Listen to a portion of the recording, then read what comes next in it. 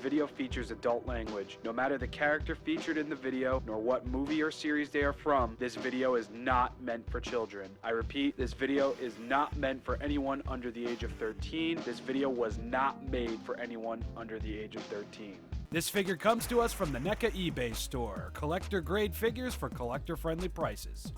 What's going on there, friends and neighbors? ShinRobjira here with yet another review of a new Neca Godzilla figure. Today we are going to be talking about Godzilla 1964 from the movie Mothra vs. Godzilla, or Godzilla vs. the Thing, or as the box says on the front, Godzilla against Mothra. This has been a highly anticipated release from Neca because this is yet another Showa era design of Godzilla finally coming into the Rubicon of Godzilla-ness. Because unfortunately, we've seen nothing but Millennium and Heisei releases from Bandai and other places, but it's nice to see that an American producer of Godzilla content is essentially getting the thumbs up from Toho. Now, before we talk about the figure, let's talk about the box, shall we? Neca continues the sheer awesomeness that is their box art game.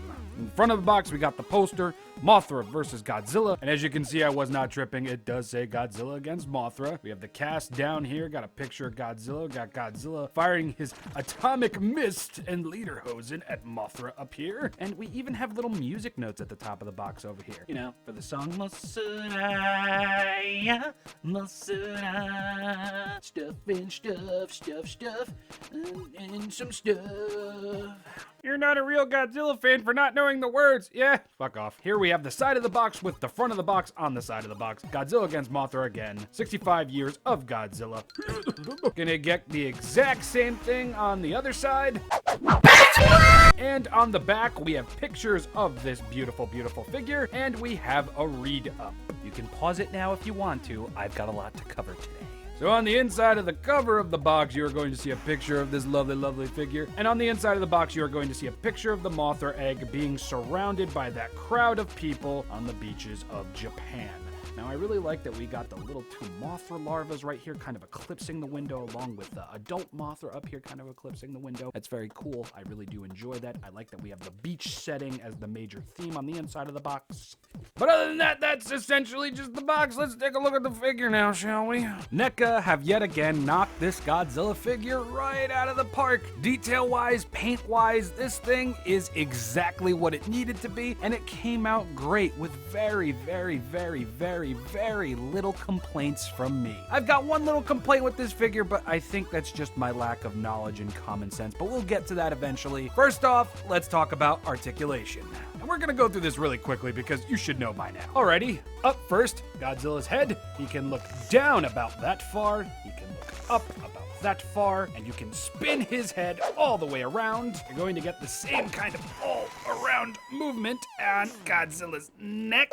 I'm talking about Godzilla's arms as per usual. You can go all the way around at the shoulder. You can go up at the shoulder. You can go down at the shoulder as well. At the elbow, you are going to have a swivel. You're going to be able to bend in at the elbow, and you're also going to be able to bend out at the elbow. It's going to be a little bit restricted, I guess, just because of how low it's cut over here. You're going to get a swivel at the wrist. You're also going to get a hinge at the wrist, so you can really dainty up Godzilla's wrists, or you can put his wrists up rather high for an attacking stance. And like with most Godzilla figures today, there is going to be a little hinge at the palms to either open Godzilla's hands up or close them. You know, second verse, same as the first. As per usual, you are going to get torso movement. Can't really move back too far with this figure, but you can crunch forward a tick. And now we move to the part of this figure that gave me the most trouble upon getting him out of the box, the legs. It might have just been my figure, but I'm gonna warn you lot now. Be prepared for a fight, because this boy was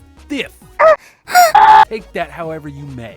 So, oh God. So the legs can go all the way around, right up here at the thigh. They can go all the way around Megatron. Yeah. Oh.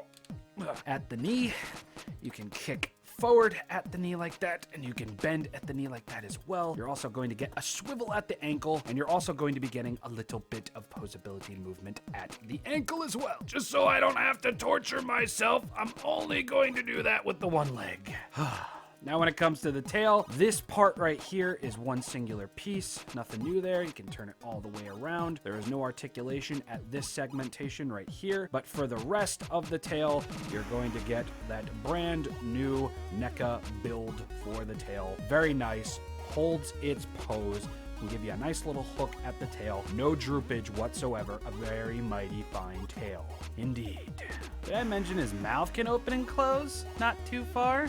Hint, hint. Now, in talking about detail, Godzilla's face is extremely expressive. Exactly what it needs to be. And this is a rather beautiful interpretation of 1964 Godzilla. He's got the strong brow, he's got the googly eyes, he's got the weird lips going on, and the teeth and the tongue look fantastic. I especially love how ferocious the eyes look. You know, clearly they're a bit googly, but you know, they look great. And I like that Godzilla's eyes are a little bit of like this off yellowish green color.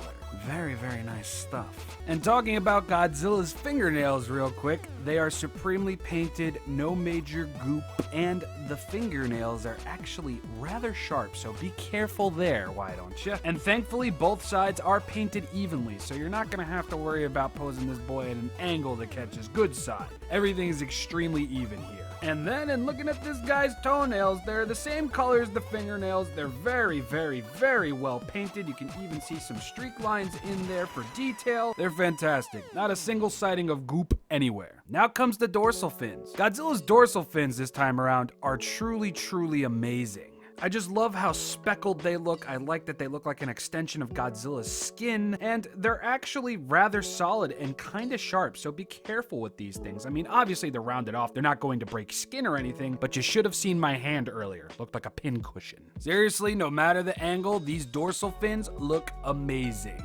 Heck, even the ones on the lower part of Godzilla's nape to the top of his head look awesome. And they even have a little bit of color on there too. This figure really does look fantastic. He really doesn't have any crazy paint on him, but where the paint needed to pop and where the paint needed to really sell the fact that, hey, these are eyes and hey, this is the inside of a mouth, they did. No complaints overall, except when it comes to the breath effect piece. Now, I don't know if this was intentional or not, but there isn't a hole at the back of Godzilla's mouth to hold the breath effect piece in.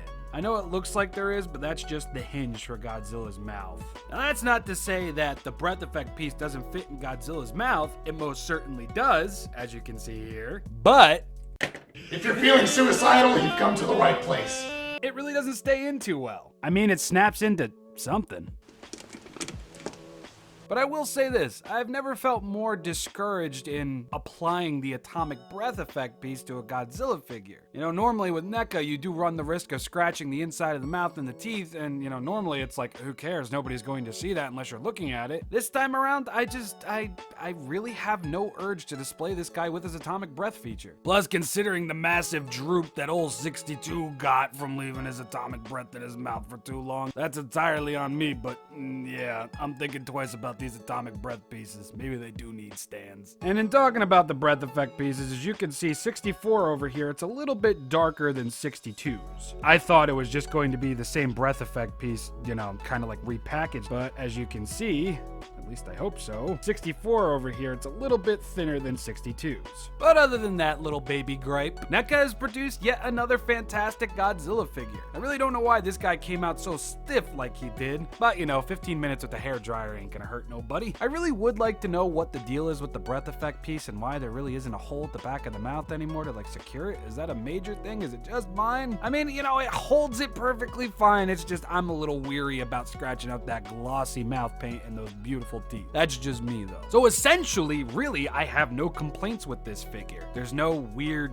glue or smushed detail like with the 62 version. The paint, while minimal, is fantastic, and where paint needed to be it painted just fine. The articulation is fantastic. Legs are still a little stiff, probably still gotta soak it. But overall, this is a fantastic release from Neca. I would say it's actually on par with their 62 release, and I would also say that it absolutely blows their KOTM line out of the water. But you know, different Godzillas for different Godzilla fans. You've been looking at a bunch of pictures, size comparisons, and all that. This is around the same height as, your basic average Godzilla figure. When compared to new Bandai, old Bandai, Neca itself, maybe SH Monster Arts if I throw that in there, who knows. It's a lovely little figure, and I really can't wait to see this guy adorning the shelves of Targets and GameStops and other crazy places all around the world, because I definitely think this is going to be a fan favorite. Do I think this is how Neca is going to be ending off 2019 in terms of Godzilla? Yes, I don't think we'll be getting 2019 Burning Godzilla until at least early 2020, but hey, I could be wrong. Neca's proven me wrong before multiple times. But anyway, everybody, that is about going to wrap it up from me, ShinRobjira. If you like this video, leave a like. If you dislike it, leave a dislike. Tell me I suck. Tell me where I can improve most of all. And hey, for any of you out there that really enjoy this content and want to help support the channel, I have a Patreon page that'll be linked down below and at the end of the video. So yeah, check out the tiers. I got some Discord rewards in there. I've got thank yous at the end of major videos like this one. Very minimal now, but as the channel grows and as the Patreon page grows, the tiers will grow as well. But yet again, ShinRobjira, hope you enjoyed, and I will see you all maybe later this week or this weekend. I'm still deciding on what. Might do a stream sometime this week, but yeah. Neca Godzilla 1964. Godzilla against Mothra. Godzilla versus the Thing. Mothra versus Godzilla. Neca. Beautiful. May Skriyank be with you all.